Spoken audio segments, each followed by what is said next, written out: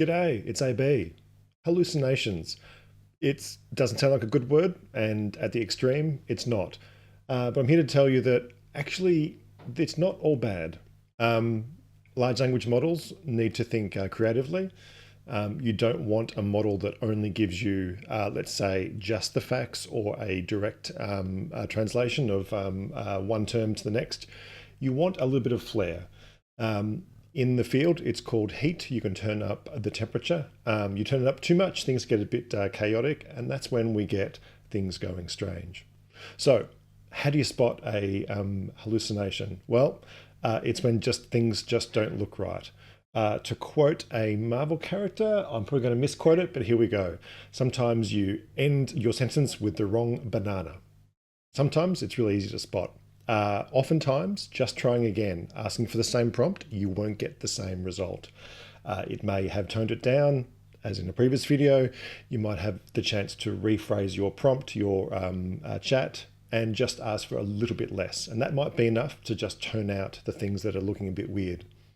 Other great way of spotting them is for when you don't get underlined links, when you don't get references. If you've done a web search, if you've got your own files loaded in the chat earlier, you'll see those being referred to. You can click them and you can go through and find out exactly the paragraph, sentence, area that it's looking for that source, for that truth.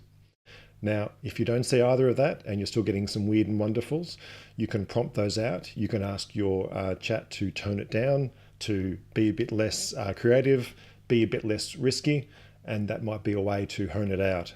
But ultimately, the effort is with you. At the bottom of almost every large language model, every chat program, it will say this program can make mistakes. So the onus is on you to try and spot things.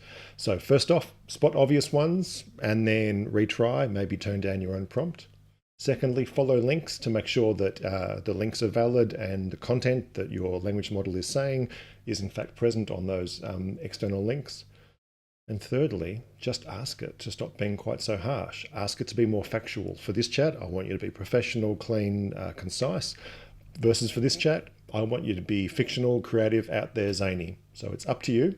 And a hallucination is not great, but ironically, you do want a little bit of creativity, a little bit of flair. Otherwise, they wouldn't be quite half as much fun as they are. Hope that helps.